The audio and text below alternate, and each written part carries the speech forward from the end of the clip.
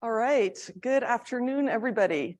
I wanted to welcome you all to this event. My name is Susanna Berkouwer. I'm an assistant professor of business economics and public policy at the Wharton School.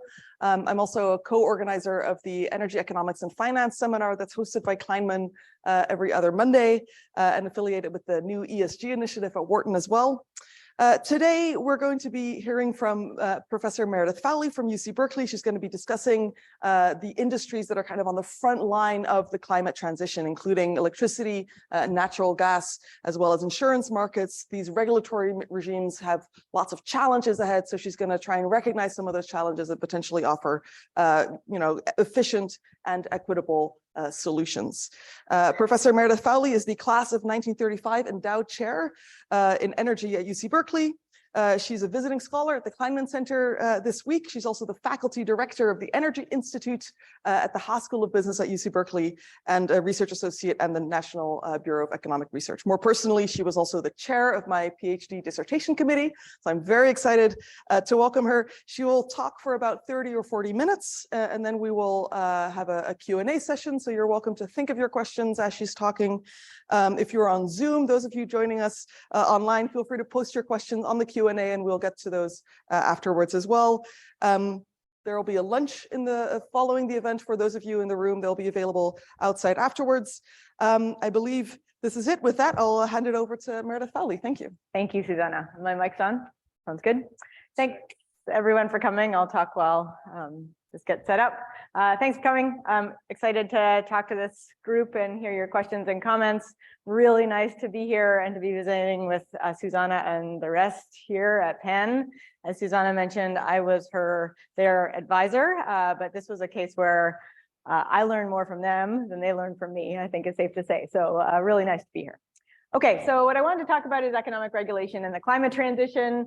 And I think given that you've chosen to spend an hour here, you don't need motivating, but I'll spend 10 seconds motivating the urgency of the climate challenge, limiting global average warming to about 1.5 degrees Celsius. The scientists tell us should avoid the most destabilizing impacts. This is going to be really hard. It's going to require aggressive near-term emissions reductions and aiming for net zero by 2050. And so when you think about this climate challenge, I think most of us, and we think about the innovation that's required to meet the challenge, I think most of us, we have visions of solar panels, battery banks, and transmission lines dancing in our heads. Like those are the sexy margins on which we need innovation and innovation fast. But I think if we want firms to invest in those types of infrastructure projects and invest in those types of clean energy generation technologies, or if we want households to replace their gas-fueled cars with electric cars or their gas furnace with heat pumps, we also need regulatory innovation. There's a lot of regulatory and institutional friction standing between the people who make the decisions and the technologies that could really unlock climate change mitigation and adaptation. So I'm on a campaign to get people as excited about regulatory innovation as they are about technology innovation. That's kind of an uphill slog. People don't get that excited, but you're here, so you must be a little bit excited about economic regulation. So I think just as a point of departure, like what does economic regulation have to do with the climate transition? If you think about the industries that are on the front lines of climate change, where a lot of the mitigation or the adaptation or both has to happen, it's industries like the energy sector, the insurance sector. And these regimes are heavily regulated. And to a significant extent, it's the regulators determining what prices get charged, what costs get incurred, what investments get made in sort of partnership with firms. And so in my view, that means that these regulatory regimes could really significantly determine like what climate change mitigation and adaptation costs and who's going to pay. And I see that's like good news and bad news, right? The bad news is the regulatory regimes we have right now are not really well suited to the climate challenge. But the good news is that we have the jurisdiction to make changes to those regulatory regimes to sort of get us on track. So that's what a lot of my work right now is focusing on, is sort of rethinking, reinventing the regulatory institutions that are going to guide the investments we need to be making fast. I don't have much time with you all, so I figured I'd focus on the three industries that I've been focusing on the most. This is not an exhaustive list of regulated industries on the front lines of climate change, but it is three pretty important sectors. And I guess to frame the discussion today, I'm going to sort of pose 3 questions that have really been guiding a lot of the research I've been doing, which is why do we regulate prices in these sectors in the first place? How is climate change interacting with those or colliding with those price regulations? And like, what are some of the big challenges and regulatory innovations going forward? And I live in the state of California, which is kind of a crazy state. And we have been pushing the frontiers of climate change mitigation and adaptation and climate ambition. And there's a lot of experiments, and some of them are going horribly wrong, and some of them are going really well. And so I think coming from California, the justification for all of this climate change ambition is less about reducing the emissions in the state, but more about demonstrating successes and failures so other jurisdictions can learn from those experiences. So I am going to be focusing on California, realizing that none of you live there, but I think that we all have something to learn from what's going on there. Okay, so let me start with my favorite sector, the electricity sector. And I've been working on the electricity sector since I was a graduate student. And if you're interested in data and you're interested in climate, I invite you to work on electricity because it's a data-rich sector that is like the crux of climate change mitigation and adaptation efforts. And if you think about pick your favorite sort of climate strategy for getting to net zero or deep decarbonization, and I think you'll find that the electricity sector is at the core of that strategy. Because the plan, and you can tell me if you have a different plan, because I really am interested to hearing about all plans, but as I see it, the plan is to green the grid and electrify as much as we can, from transportation to buildings to industrial applications. And so for this to work, we need a bigger and cleaner power system, and we also need to invest in making the grid more resilient. And I don't have time to spend all the time I should spend to impress upon everyone like how crazy a project this is. Because not only do we need to accelerate the displacement of fossil fuels in our current power sector, so right now only about 40% of generation in this country is zero carbon, but we also have to build like we've never built before. So a lot of the projections are that we need to be building 40 to 65 gigawatts of new wind and solar every year from now to like the foreseeable future. And this graph is just showing you what we have been building, and we've barely been building 20 gigawatts of anything, let alone exclusively renewable. So this is a big push. If we're going to build all that wind and solar, we need the transmission and distribution infrastructure to support and integrate it, right? And here again, the estimates are that we are going to have to like build another grid, like double the size of the grid by 2050. So lots of investment. And at the same time, if I want to convince you to retire your fossil fueled car and start driving an electric car, you're going to want to know that the grid will be up and running when you want to get out and driving.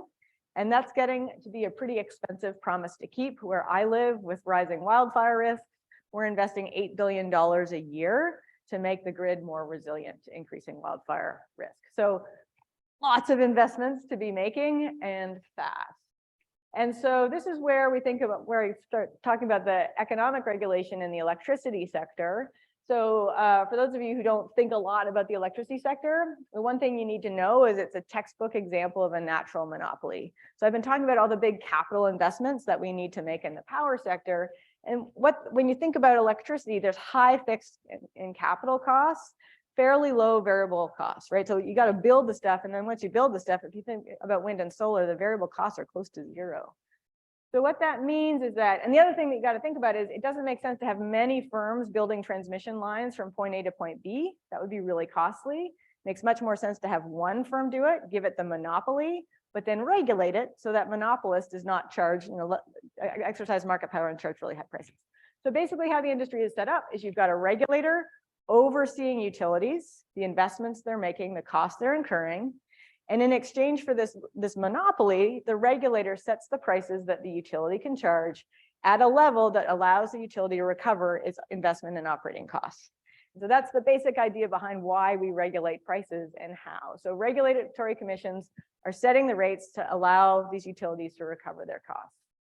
So what are the regulatory objectives? I mean, in 3 words, because this is a short presentation, regulators are striving to keep retail prices fair, just, and reasonable. So utilities need to be able to earn recover their costs and a rate of return on their investments, right? And ratepayers should not pay more than they have to. So right now, what public utility commissions typically do to raise the needed revenues is they raise your electricity prices to a level that covers fixed and variable costs. And as power sector investments continue to escalate with costs of climate change mitigation and climate change adaptation, those revenue requirements are increasing, and we're seeing the price that we're paying as households increase faster and faster. So this graph is just showing you the black line is the national average retail price, and Pennsylvania is about national average price levels. The colored lines are the California utilities. As they have to invest in new renewables and new wildfire resilience and new transmission, our rates have been climbing and climbing and climbing, and now I'm paying more than 30 cents a kilowatt hour. Okay, so the question is, are those prices too high? So, there are greenhouse gas emissions impacts, or greenhouse gases released when we generate electricity. There is air pollution, so we should be sending consumers signals that reflect the full cost of their electricity consumption, right? When you consume a kilowatt hour of electricity, you should be paying for not only the fuel, but also the climate impacts and the air pollution impacts. And so ideally, we want to set the price equal to social marginal cost. So one question we've had as researchers has been, our retail prices are really high. Maybe that's the right price. Like maybe that's what it costs once you've considered all the environmental impacts. But the punchline is that when we estimated the social marginal cost, and this took months of work, and I'm summarizing it in one slide, so I will unpack it as you wish with questions. If you're willing to assume that we did a reasonably good job, the red line is the social marginal cost. That's the cost per kilowatt hour every year. So we've estimated it hourly and then averaged it over time. And you can see the social marginal cost is declining as our grid gets cleaner, and the emissions per unit of electricity are decreasing. But you can also see the yellow line, that's the price my household is paying. And I'm paying 3 times the social marginal cost. Why? Because we're recovering all these sunk legacy investment costs of new transmission and new public service programs and wildfire resilience, et cetera, in my electricity rates. And so there's 2 reasons to be concerned about these high retail prices. One is efficiency. We want everyone to electrify. And who wants to drive an electric car if they're paying 35 cents a kilowatt hour, right? So this is a barrier on the path to electrification. 2, higher electricity prices can impose a really large economic burden on low-income households who spend a larger share of their income on electricity bills. So what we've been doing is we estimate how much every household in California, so we have electricity bills, so we can say for each household, what's the bills they're paying, and what bill would they be paying if they were paying the efficient social marginal costs, right? So like, let's imagine me in a world where I'm paying social marginal costs. Let's imagine me what the bills I'm actually paying, and what's the difference. And what we're finding is that a typical household is spending more than $1,000 a year towards this cost recovery. These are needed investments, but the question is, how is that burden allocated across higher income versus lower income households? And so again, a lot of work in one slide. What we've done is estimated the contribution of every household to that revenue requirement and asked, how does that contribution vary across income? And because higher income households do consume more on average, you can see that as you go from the lower income, those box and whiskers are showing you the distribution of contributions to that revenue requirement across the income distribution. Low income customers do spend less on average annually than higher income households. But the red line is showing the annual contribution, the annual sort of tax contribution as a share of income. And you can see that lower income households spend about 3% of their income towards this revenue requirement, whereas higher income households spend less than 0.5%. So the question of, is that regressive? I don't have time to walk through this picture. It's meant to pique your interest in some reports that we've written. But the punchline of these figures is this. If you compare the regressivity of the electricity tax, because we're effectively taxing electricity to raise revenues, to the regressivity of the income tax or the sales tax, what we're finding is this is a much more regressive tax than these other tax instruments we could be using to raise needed revenues, if that makes sense. If you compare it to, for example, the income tax burden is much more borne by higher income households as compared to this effective electricity tax. What we've been doing is saying, can we do better? Because this is really concerning, right? Because the costs are only going to increase going forward. And if we don't change how we price electricity, the burden is going to be like increasingly borne by low-income households, in particular because low-income households are less able to buy solar panels, which is one way to sort of avoid paying this tax. So what we've proposed is an income-based fixed charge, and it works something like this. Set the electricity price equal to the social marginal cost. So everyone's seeing what it actually costs when they make one more espresso or run a load of laundry, and then recover the remaining revenues that we need in a fixed charge that doesn't vary with your consumption. It's just on your bill every month, and have that fixed charge increase with income. So it's almost like recovering these needed revenues as an income tax on your electricity tax bill. Because it's very hard for the Public Utility Commission to push these things onto the income tax base in the state of California, but they can mimic an income tax in this way through the rate structure. And so we've been talking about this with policymakers. We've been running simulations to say, okay, how would electricity bills change under this proposed reform? And this is you showing the change of like how bills would change if we move from today's bill structure to this income-based fixed charge. A negative number means that indicates the bill reduction. So basically what you can see is that lower income households would see bills reduce by design, higher income households would see bills increase. So you would be shifting the burden, sending a more efficient price signal. Encouraging news, we've been working on this for a while. We've been testifying at the Public Utility Commission and filing reports. And in July, the governor indicated that he wants to move in this direction and has asked the Public Utility Commission to start recovering revenues on fixed charges that scale with income. Devil's in the details. It's not going to happen until 2025. Lots of details to work out, but I think it's a move. It's a regulatory innovation that moves us in the right direction, both in terms of efficiency and equity. Okay, natural gas. Talked about electricity. What's going on in natural gas? Natural gas is also a natural monopoly. Think about all those natural gas pipelines, huge fixed charges, fixed costs, and large fixed costs relative to the variable costs. So in the same way that electricity rates are regulated by a public utility commissioner, so too are natural gas rates. So the public utility commissioners see what it costs the natural gas utilities to build the infrastructure, get you the gas and purchase the gas. And then they set rates to recover those costs. Now, at the same time, as we've been talking about, to get to this zero carbon or decarbonized economy, we need to see more buildings electrify, more households replacing their natural gas furnaces with electric heat pumps. We just replaced our natural gas electric heater with our natural gas water heater with an electric water heater. So what happens is more and more households like get on the electrification train. You've got fewer and fewer households purchasing natural gas, but you've got huge legacy costs, like major investments in natural gas infrastructure that those utilities need to recover. And so when the Public Utility Commissioner looks at the revenues to recover and the shrinking customer base, she has to charge more and more and more to the households who are still purchasing natural gas. And so people talk about, it's a little bit dramatic, as the natural gas death spiral. I don't know if death spiral is the right terminology, but it is a really tricky problem because we are seeing gas bills rise. I wanted to flag a really nice paper by my colleagues Lucas Davis and Katie Hausman that sort of asked empirically, what's going to happen to natural gas rates as more and more people sort of like shut off the gas tap? And they looked historically back to 1995, where we've seen in different service territories, some utilities with increasing customer bases and some utilities with decreasing customer bases.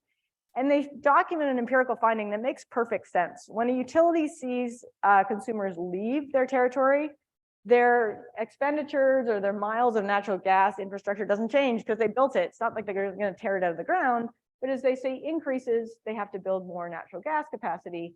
So they basically use this empirical relationship between like customers leaving or coming and the rates that are being charged to project how retail prices are going to rise as customers defect. And it's not rocket science to see that, those natural gas prices are going to get higher and higher and higher.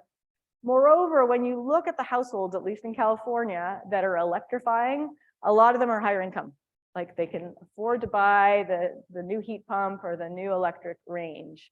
So what looks like where we're headed, absent some sort of regulatory innovation, is that we're going to be concentrating those costs on the folks that haven't left the natural gas network. And those could easily be lower income households who are already burdened with high electricity bills. So we desperately need innovation, hoping you guys have some ideas because we don't have we don't have this figured out.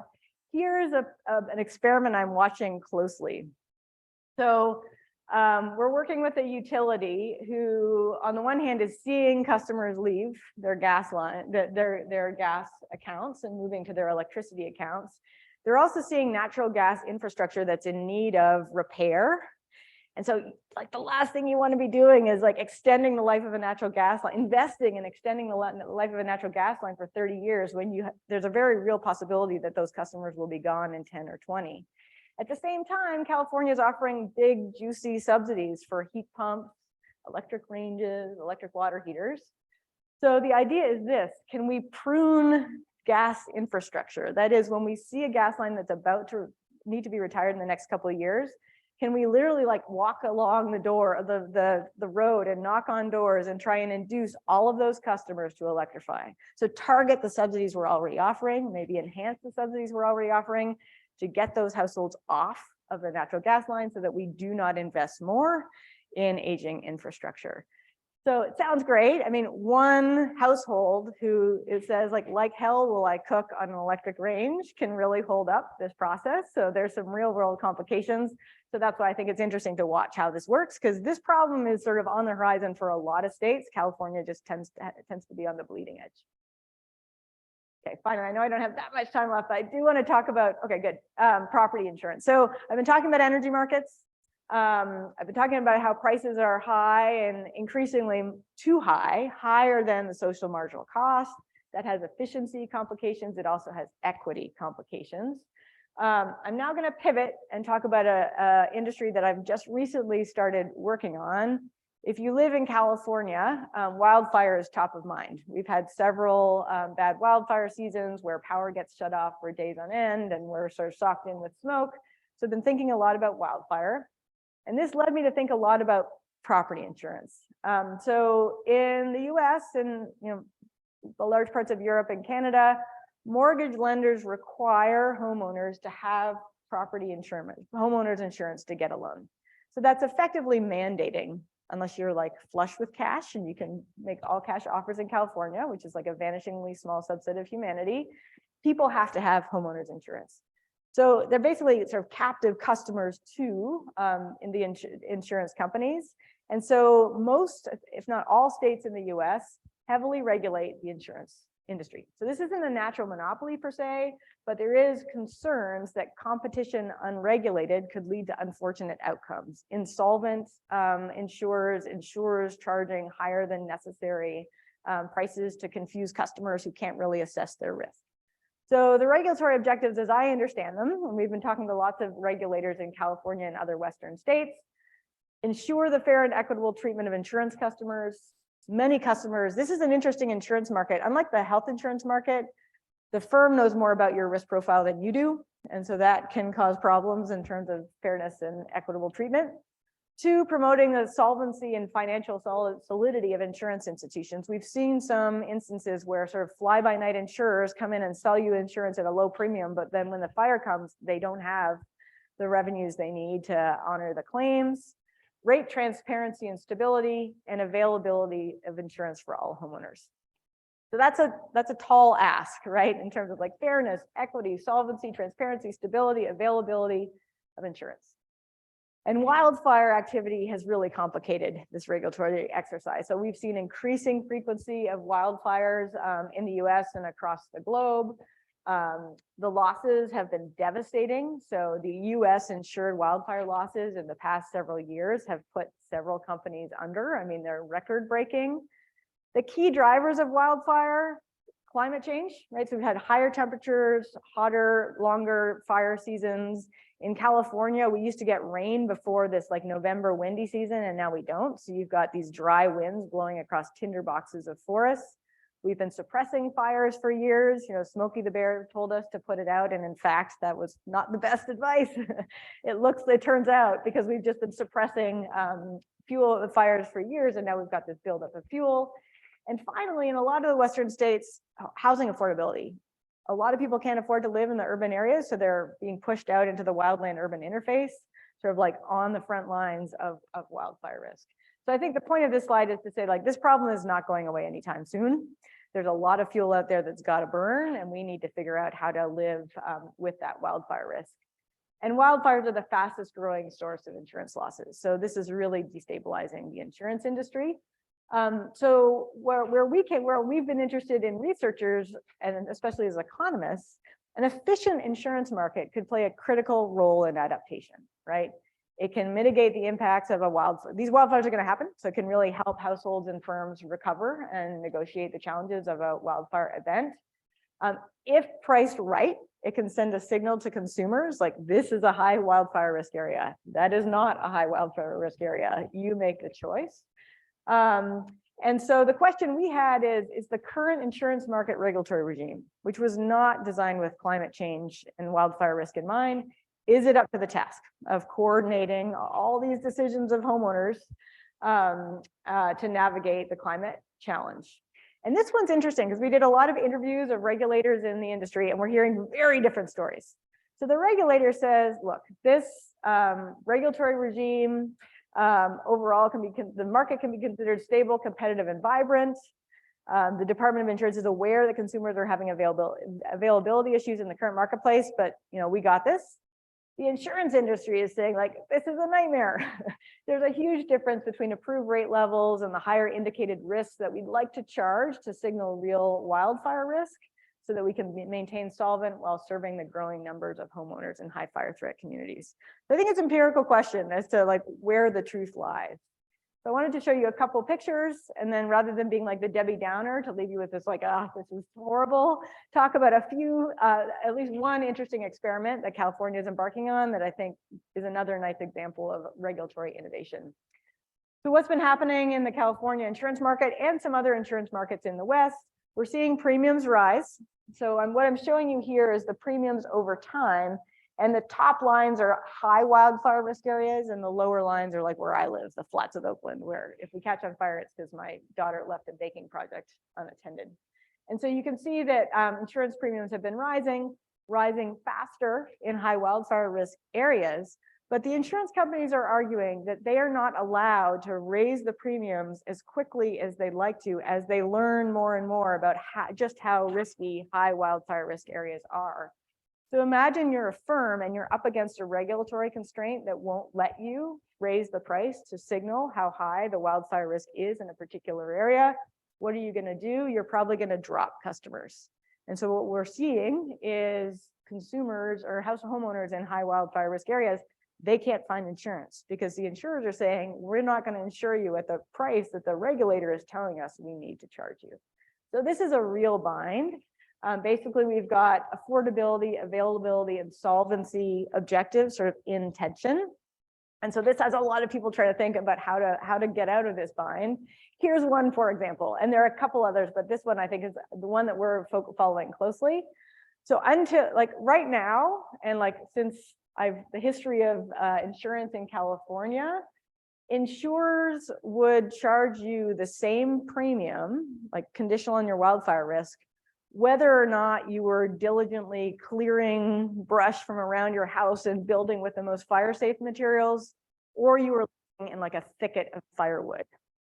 No discounting to reward homeowners for efforts they were taking to reduce their risk. And as a consequence, homeowners had a fairly low incentive to get out there and clear their defensible space. And I think part of the reason it's been like this is it's been very costly to monitor what people are doing and continue to monitor what people were doing in order to reward them with lower premiums. Another challenge we've heard a lot from talking to the industry is that it's an empirical question that is not fully answered, the extent to which maintaining defensible space reduces wildfire risk. We know the direction of the effect, but we don't know the extent of it. So that makes it hard for an insurance company to reward you with lower premiums for the work that you're doing to lower your risk. Those complications notwithstanding, doesn't stop California. The regulator just introduced a new pricing regulation that will very soon require insurance companies to provide discounts to consumers who invest in defensible space and risk reduction. And the regulator is saying, look, we're an innovative state. We've got drone technology and satellite technology that can monitor defensible space and roof type.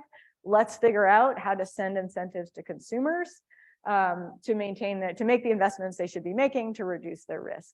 And I think this seems like, for me, when I first started working on this problem, I thought we needed just to stop people from moving into wildfire risk areas. But the more I learn about the housing affordability crisis, I'm starting to realize that perhaps a more promising path is to put people in those areas, but figure out how to live safely in those areas. And I think this is a regulatory innovation that really provides strong incentives for households to make those investments, lower their premiums, and live in these more affordable areas. Okay, so some concluding thoughts, and hopefully you'll all have some good suggestions as how we can introduce more regulatory innovations to negotiate these challenges.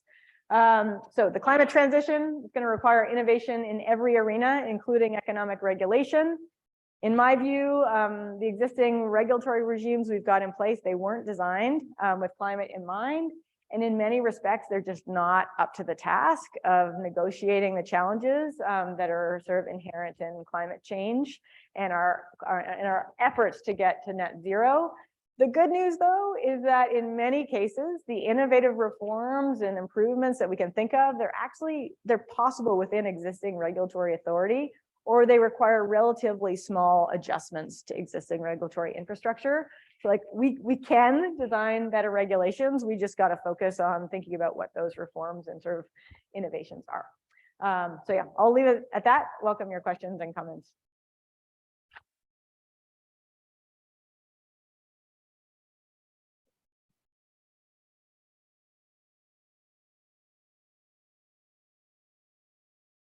Bear with us as we do a little stage shift over here. Great, thank you. Okay. And for those of you who are on Zoom, we are monitoring the Q&A, so feel free to ask your questions on the Zoom Q&A function. Good. I see that there's some questions in the room. I'm going to abuse my power as moderator to start off with one question, and then I'll look around as well. But just a very general question. That a lot of your talk is focused on California, both the electricity utility side and the wildfire side. Can you comment a little bit about how California might be different from other states, and whether there's things that you talked about that might actually be different in places that have a different generation mix or different cost structures? Or... Yeah, no, that's a great question. And I'm self-conscious about talking about California exclusively. It's where I live. We're running all these experiments, but here's why I think it's worth studying, but there are some important differences. So let's take the electricity example, for example. So California so when you look across the country, and my co-author, I meant to thank my co-authors, and the co-authors on the first project are Severin Borenstein and Jim Salee. And Severin Borenstein, along with Jim Bushnell, wrote a really nice paper that was published last year that looked across the country, coarsely calibrated social marginal costs, like what's approximately the social marginal cost of electricity consumption across the country. And it tends to be higher in like areas of the Midwest and the Southeast, where you're more likely to have coal versus wind or solar on the margin. So you can imagine that the social marginal cost varies a lot, as do retail prices. And what they found that across the country, there are some areas of the country where prices are lower than social marginal cost, but an increasing majority of retail consumers across the country are paying prices that are higher than social marginal cost. And as we like put our foot on the accelerator of new infrastructure investments, et cetera, that gap could continue to widen. So I do think California is on the bleeding edge of that problem, but I think other states could be close behind unless we start sort of thinking about regulatory innovation. I've got another project in India where we did the same calculation, and we looked at the retail price paid by households, and we looked at the social marginal cost, and there we've got the reverse. In India, there's a strong sentiment that electricity should be subsidized to make it accessible to all. And that creates sort of a different challenge, which means, households have very limited incentives to invest in more efficient appliances, et cetera, because they don't see the full social cost. But I think in some cases, yeah, the problem is actually the reverse, depending on where in the world you're thinking about. Shelley, did I see your hand up? Yeah. Oh, I think so, yeah. Thanks for this talk. It was fascinating. So I had a question. I mean, I really like your proposals on the electricity front. I think they're innovative and they kind of make the best of rate regulation, right? Like on the one hand, you're trying to get prices to reflect costs. On the other hand, one of my favorite things about rate regulation is you can do cross subsidies, and like you're proposing to lean into cross subsidies. And I'm just wondering, like, why don't you carry that through to the natural gas and insurance context yet? And should we, right? Like, I was just thinking, I mean, on the natural gas front, like if we were to socially marginally price that, it would be pretty darn high, I imagine. But then if you also did cross subsidies, maybe you would get the wealthiest consumers off as fast as possible in like the ways that we want to see happen. Mm-hmm. And then in the insurance case, because so much of it's driven by not having dense urban housing, maybe if you made the wealthier subsidize the wildland insurance, they would like come around on housing reform. So I'm just wondering, like, is what I think is a very good tool that you identified actually applicable across all the cases? Or if not, why not? Great question. So natural gas, I would say it's not. So if you think about what we're proposing in electricity, we're saying bring the price to social marginal costs and really shift costs over to higher income households. Given where battery storage costs are, we're not so worried about high income households saying that's too high, I'm out. If you think about doing this in natural gas and really shifting the burden, that's going to accelerate the exit of those higher income households from the gas lines. And then that's almost exacerbating the problem we have, which is how do we recover all of these like legacy costs on a shrinking base? So I think there's been discussions of like, does that make sense? Like it's going to accelerate the exit. And on the one hand, we want electrification, but on the other hand, like, what are we going to do about these sunk legacy costs? And so that's where, you know, a proposal we've been thinking about in electricity, but realized politically it was challenging, maybe taking some of those legacy costs off the books and, you know, putting it on the state budget. Now that is a heavy lift, but that is the kind of thing that you might need to do, because the proposals we're advancing in electricity, I think would accelerate the problem that we're trying to sort of prepare for versus mitigate it. And in the insurance case, I think that it is a different animal, right? It's not a natural monopoly regulated by agency that's just trying to recover costs fairly and equitably. It's, you know, a private market where there's regulatory oversight saying, you know, don't charge too high a price, like your prices need to be actuarially fair.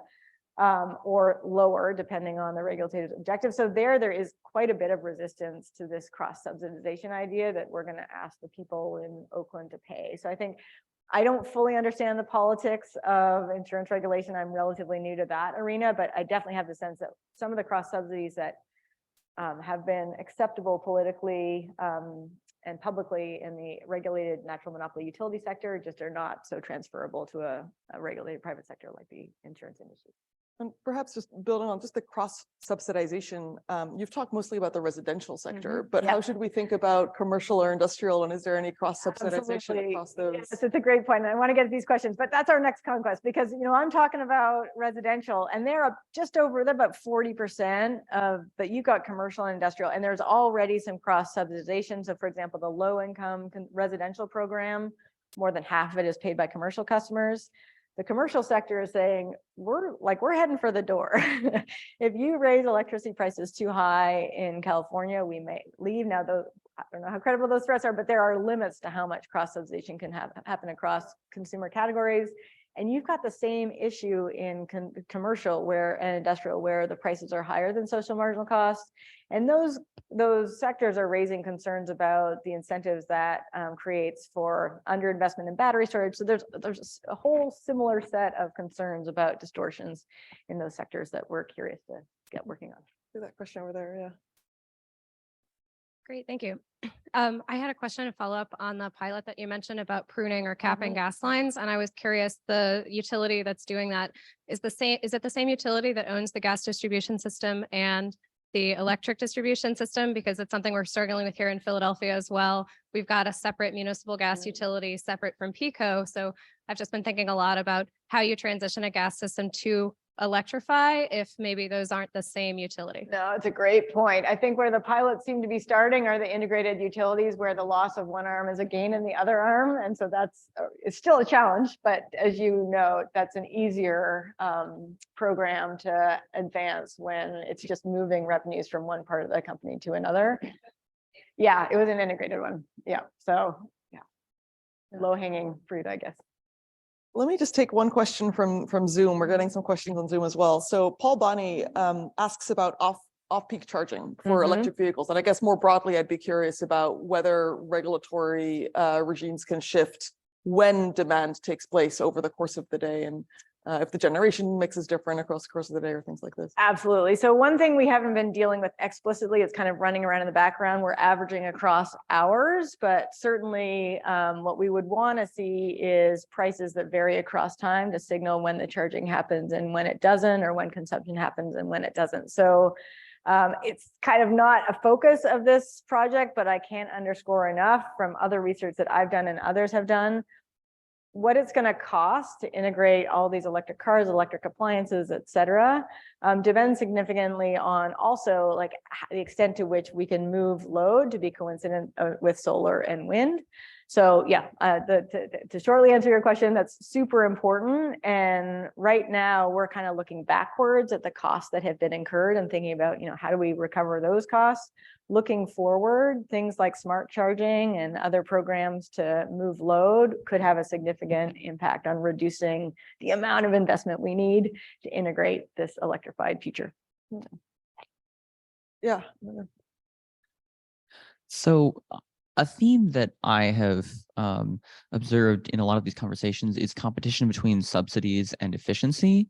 Naturally, if you make energy cheaper, people will use more of it. So I'm wondering, is the marginal dollar invested in transitioning to net zero really best spent keeping prices down, or would it be better to allow prices to rise and provide a cash subsidy? Can you just be a little bit more specific when we're talking about subsidy? You mean subsidizing electricity? Yeah, you talked a lot in your presentation about ways that you can essentially subsidize the electricity consumption of low-income households by making others pay more for their energy. I should be really clear. So the social marginal cost that we're talking about charging everyone is the cost that reflects all, there is no subsidy. That is the unsubsidized cost. To be clear, that is the cost of like the fuel that is burned, the social cost of the carbon that is emitted, the health cost of air pollution. So we're taxing electricity. And what we're talking about here is reducing that tax to zero, not subsidizing. The problem is that when you set the electricity price at the social marginal cost, like what it actually costs, zero subsidy, that price is not enough to cover all of the fixed costs we're incurring to make the transmission system, distribution system, generation system, sort of build it and maintain it. And so that's the sense in which, okay, now we've got to recover those fixed costs. And how are we going to do that? And we're arguing that we should shift more of the burden of that fixed cost recovery onto lower income customers. They're still paying the full marginal cost of their electricity consumption. There's no sense in which that electricity consumption is subsidized. I don't know. That's an important point. That it's not. Please push back with additional questions. Is your confusion that because we aren't recovering enough revenues, doesn't that imply we're subsidizing? Is that the sort of?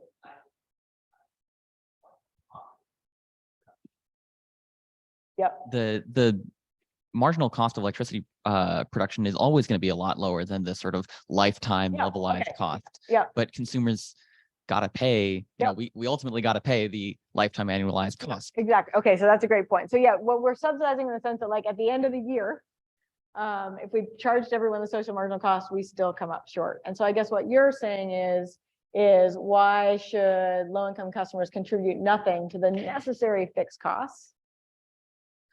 Well, I basically agree that we need to engage in redistributive policies such that lower income customers are paying less than higher income customers. But I'm wondering why not do that with basically a cash subsidy for lower income households rather than reducing the price they pay for energy. And this is effectively a cash subsidy. So we could just say, okay, everybody has to pay the same fixed charge, but then we'll return some to the low end. So this is, I think, isomorphic to that, which is we could charge everyone on their bill a fixed charge to say, look, we got all these investments, we got to recover it somehow, and then write a check back to the low income households. The marginal incentive to consume electricity wouldn't change because their marginal price wouldn't change. It would just be they're like paying and receiving versus not paying at all. Does that make sense? To be clear, the fixed charge, okay, maybe we can follow up afterwards. It's an important point, and I want to make sure.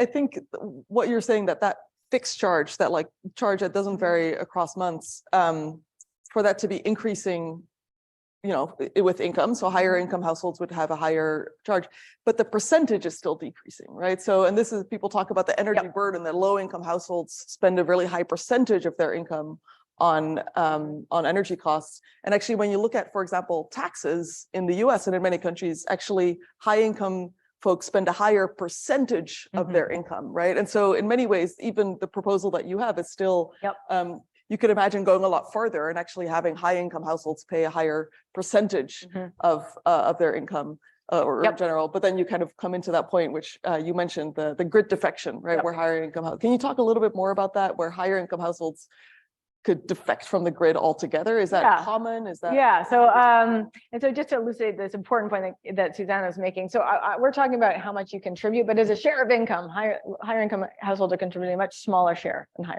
than lower income households.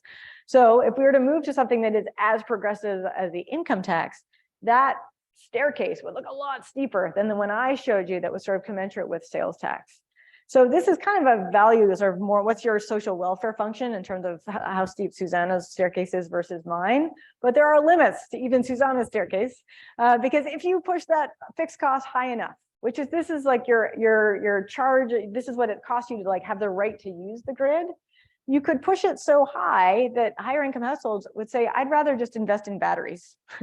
If I'm going to have to pay $400 a month for the right to consume electricity at the social marginal cost, I'll just buy a bunch of shiny Tesla Powerwalls and I don't need you stinking utility. And then we've got this problem where we're recovering more on a smaller base. So we're already seeing load defection. I am guilty of load defection. When electricity prices got really high, I put solar on my roof. I don't have to spend as much on electricity from the grid because I can make it myself.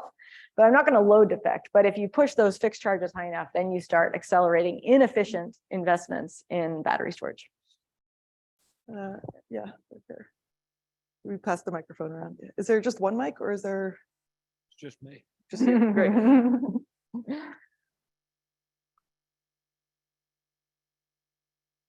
Thank you. Thank you very much. This last point you're making, that's an experiment that's running all around the world right now. I was in the Virgin Islands advising them on energy. The large customers are putting in solar panels and they're basically cutting out the base. Other places in the world, they provide a certain level of service essentially for free. And that the incremental cost, because electricity is not all the same cost all the time. And so it seems that thinking about the way in which the rate itself is constructed is particularly important in that regard, because access to the grid is a legitimate cost. And the question is, in a natural monopoly, what is the right to the access to the grid, and how much should that not be necessarily the user pays, but it is a societal good that you're in fact looking at. So, yeah, let me have you, there's a lot packed in there. Let me pull out two threads and then maybe come back to you for further conversation. One, I've been talking about 35 cents a kilowatt hour as like one number, but actually like we have time varying pricing in California. So I'm sort of abstracting away from the really important rate design of the hour to hour, because as you say, prices go from negative to very positive in California. And so we are inching towards more efficient, but right now we pay very different rates when the sun is setting, and it's really expensive to ramp up in the middle of the night or in the middle of the day when there's solar, more solar than we know what to do with. And then I had a second point and now it's escaped me, so I might have to Access or what was it? Oh, I lost it. Okay, let me think about it and come back to you. You made another really important point. there was a question in the back. No, I thought, yeah, oh yeah, over here. Hi, thank you so much. So I just wanted to ask about that price that we are paying as consumers, because I know you mentioned that a lot of it is legacy costs and also fixed cost recovery. And so I'm just wondering, is that fixed cost already spread over time, like the entire lifetime? And so it won't change. There's like no point at which it would come down. And then also like now that I guess California has to invest in increasing resilience for transmission lines, for example, for wildfires, that like that cost would only increase. Like there's no point at which, you know, say like through all the past many years, like people have paid off like all that fixed cost and the cost comes and the price comes back down. That's not going to happen. No, sorry. It's a great question. I'm nodding and like, good question. So when these rate cases happen, when the utilities file their costs, the regulator makes a couple of important decisions in terms of the time frame over which the capital costs will be recovered, the rate of depreciation, the rate of return. So it's not that these are indefinitely stuck with us, but they are stuck with us for a fair period of time. They start rolling off, but we're also piling on. And so, yeah, I think it's a cost for the foreseeable future. However, things like the Inflation Reduction Act, which will incentivize and subsidize utilities to make future investments, that is going to have a mitigating impact because some of those costs are now being paid by federal corporate taxpayers versus California ratepayers.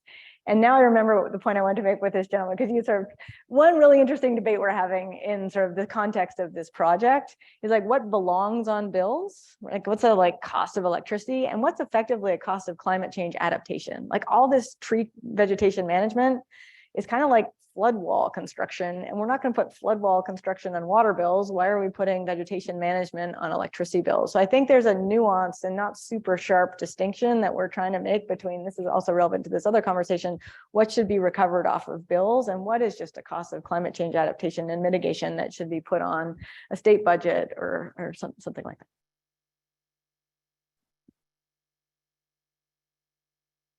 Thanks. Yeah, you were talking, Meredith, about regulatory innovation, and I was wondering if you could comment on how important it is that consumers understand the innovations in the following sense that you pay 35 cents per kilowatt hour, but so after your proposed reform, your bill goes up because, you know, still with a fixed charge, you'll see higher bills.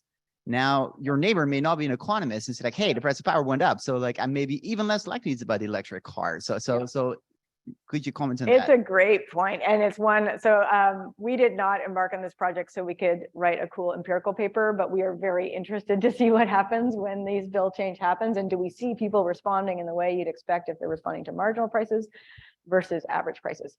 Here's something I think is true, we see empirical evidence of almost across the board. So you're right that people don't pay close attention to their bills. I think about this all day. I still don't pay attention to my bill when it comes. So there's very small, as you know, in the empirical literature, day to day, month to month variation in prices, people don't seem to respond.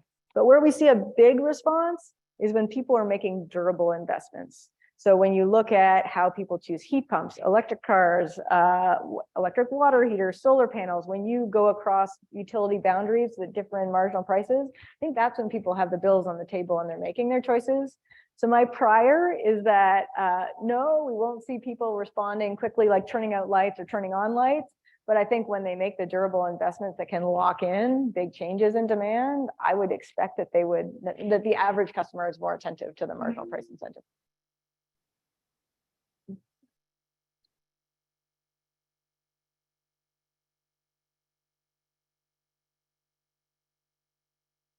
Yeah, thank you for your presentation. A lot to think about. I understand the basic proposal was to take the fixed cost revenue requirements and then allocate them by income class. But let's just, for an assumption, say that half of your rate base is residential customers. How do you spread those across commercial customers and industrial customers, if not by income? It's a great question. So right now we've sort of bit off the most tractable part of the problem. And so here in this paper, what we've been assuming is that the portion of the revenue requirement recovered off of residential customers, that's sort of still recovered, and we're sort of moving that around. Our next conquest, and we're begging utilities for data from commercial and industrial customers, they are less forthcoming than residential, is how to fix the problems in the commercial and industrial. So it's a really great question that I don't have an answer to, but similar problems abound. That prices are higher than social marginal costs, that has implications for investments in industrial processes and batteries, et cetera. So we haven't touched it yet, but that's on the radar for the next, because I think it's super important.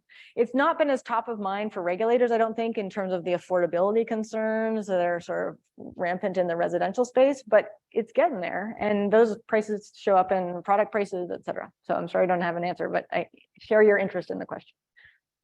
Angela, do you have a question earlier? Yeah, I like generation.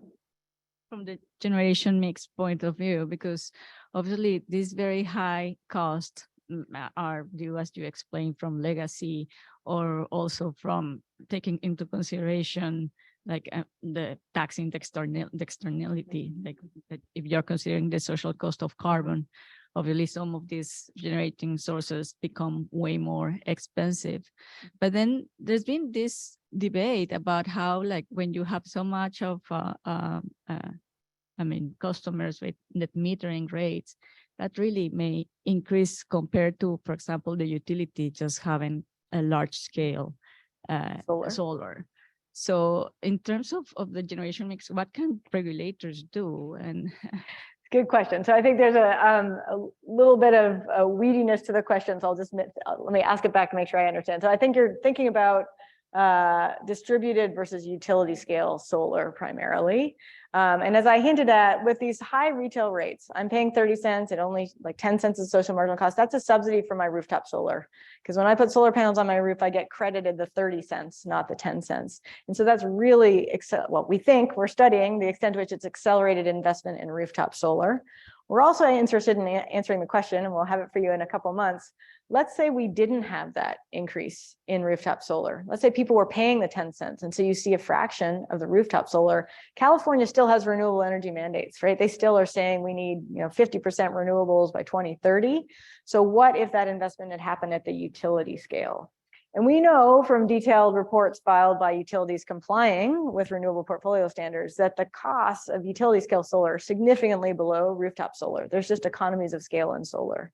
The long-winded answer to your question is I do think that this unintended subsidy for wealthy rooftop solar owners has increased the costs of meeting utility or the renewable targets that we have in electricity. And it could have been lower if we'd invested more.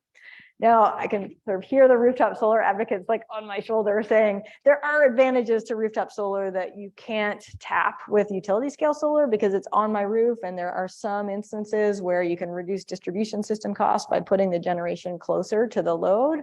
But right now our solar incentives do not differentiate between my house, where we probably increase distribution system costs. We've got solar panels on every roof and our distribution feeder, and other houses where you really could have postponed expensive investments in distribution network upgrades. So I think we need some rooftop solar, but we need it situated smartly. And I would venture to say that we probably haven't overinvested in rooftop solar relative to utility scale, given the economies of scale differences. Take another question from Zoom, which I think actually ties nicely to this. Steve Copera asks about nuclear power. And I think you mentioned that average costs, I think, had been going down from California switching more to renewables. What's the cost profile for nuclear, and is it in California's future and in yeah, it's a great question. And I'm going to confess I'm not a nuclear expert, but I am nuclear curious, because like when you think about the 40% of zero carbon we have today on our grid, about half of that's nuclear. So I think it's fair to say that the existing nuclear we have is really helping us in terms of our carbon emissions. And so, yeah, I wish I knew more about the potential for new nuclear, but, we have a good friend and colleague, Susanna and I, Stephen Jarvis, who wrote a really interesting paper on Europe's decision to decommission nuclear, which documented the impacts that had on emissions, because a lot of that nuclear was replaced by coal and to a lesser extent, natural gas. So my view, but it's not the most informed view, is that the existing nuclear we have is really helping us from a climate change mitigation standpoint. And I can't really weigh in on the prospects for the future of nuclear, unfortunately. I'll switch to the property insurance, which you mentioned in kind of the third project. You mentioned that many households don't really have an incentive or a reason to do all these defensive investments to protect their home in the case of a wildfire, and that potentially increasing their premiums or then giving them a subsidy or a kind of a discount if they do those investments, then that might incentivize them to do so. Do you think it's really the monetary part of it that like I would think if you're living there, all your valuables and all your possessions, losing that is potentially a signal. Economists often talk about whether something is a financial constraint or whether people just don't have the information, or just like maybe there's a kind of a behavioral nudge that you could do to get people to switch. What are your expectations kind of if you change the premium? Do you think people would then take these investments? So I think it's an empirical question. I'm so curious to see what happens once insurance companies start offering these premiums. I mean, I do think that, until recently, people didn't even realize the degree of wildfire risk. And even now, people don't really know where it's high wildfire risk and where it's low. I mean, I'm working with 2 co-authors, and so we got some data from a major provider of sort of catastrophe modeling scores. And one of the co-authors was like unpleasantly surprised by the extent of the risk, just because he lives on the side of a hill, even though it's like close to an urban area. So there's a tremendous amount of like just confusion among the consumers. And because wildfires, fortunately, are fairly rare events, we don't have many opportunities to sort of see like the impacts of these kinds of investments. So my prior is that consumers don't really understand, or households don't really understand the risk. They don't understand the returns on investments in mitigating risk. It's a huge hassle to find a guy with a chainsaw to come every spring and clear the, but if your insurance premiums are going to significantly reduce, that's an information signal. Like, here's an area where these investments have real returns, and there's a financial incentive, like it offsets the cost of getting the guy with the chainsaw. So I don't know, but I do think there's just not much information at all right now. And insurance companies have access to all the information and can really target the incentives in the places where the returns are highest, which I think is an important signal to send. And you mentioned all these data that you've been getting about the true risk. Is it the case that you see kind of lower income households facing higher risks? Is there kind of that type of equity concern here as well? Or? Yeah, so I am not working on that, but my amazing colleague Judd Boomhauer is, and I think it's early, so I shouldn't be even quoting. This is not, but I think he's finding it's a mix. You got a lot of higher income households with second homes in like nice forested areas, and it's nice to get there on the weekends. And then there's plenty of households who could not come close to affording houses in the urban areas and got pushed there. So I think it's a pretty mixed bag. A question in the back there. Did you raise your hand? No. Okay. Did you have another question? Yeah, please. We'll pass on the mic. About gas and these mandates of really banning new connections. So obviously, that provides certainty for the utilities to know, I mean, in terms of expansion. But I mean, one of your proposals of really following where this, I mean, how many people are leaving gas. I mean, what did your recommendation in states with high penetration of gas for heating, which is not the case in California, because I mean that may happen, but the pace may be so different because of the dependence on gas. You're saying in terms of the idea of like subsidizing households to get off of gas. Yeah, I think it's a slower moving process in other states, and that's good because you're going to see the states where it's kind of moving really fast, try and figure out, do we try and take some of these legacy costs and put them on the state budget? Do we target specific areas and really get them off gas? Because my understanding is here it's colder and there's just a greater reliance on gas, and you don't have the similar extent. I mean, I think in California, there is natural gas bans, but it's on new builds. So it does provide some certainty as to what new houses will do, but it's also slowing, I think, the rate of new builds, because you've just sort of changed what a new build means. So I think it does provide some certainty conditional on building, but maybe some uncertainty as to how fast that turnover will happen. Are there any other questions from the room? No, in that case, I'll just ask one final question that, economists always talk about a friction between efficiency and equity, where efficiency is kind of the total cost and minimizing the total cost, and equity is seeing who faces the burden of that cost and trying to minimize that. Or where are those in tension here? Is it possible to, the holy grail is kind of to improve efficiency and equity? Is that possible here, or where do those tensions come up? Yeah, I mean, I think there's many reasons I've enjoyed working with Severin and Jim on the electricity one. And one is I do think what we're proposing with income-based fixed charge improves equity and efficiency at the same time, right? We're bringing prices down closer to what the true cost is. That should lead to more efficient investment across the board, but also providing a way to shift costs off of lower income households who are paying a larger share of their income. On the other end of the spectrum, the insurance one is hard because, a big reason why people are in the WUI is because they can't afford to live in urban centers. So anything that raises the costs of living on the fringes could really impact lower income households. And that's where I really do, it's not a silver bullet, but finding more affordable ways to live in these areas, I think is where we should be leaning in. And that's an example where if we weren't worried about equity, we might be really leaning into just stopping people moving into high risk areas. But given the equity and efficiency tensions, that's where we just find a way to make it work. So yeah, not the cleanest answer, but I think that there are some places where it's in tension and other places where it turns out you can have market reforms that check both boxes, which is always an encouraging direction to move into. Certainly sounds that way. Thanks so much. Yeah, thanks everyone. Thanks so much for your time today. If you enjoyed listening today, Meredith took some time to do a podcast a couple of days ago that will come out next week, Energy Policy Now with Andy Stone. So definitely look out for that. And then finally, there are boxed lunches on your way out. So don't forget to take one of those. Thanks again so much. Thank you. Thanks everyone.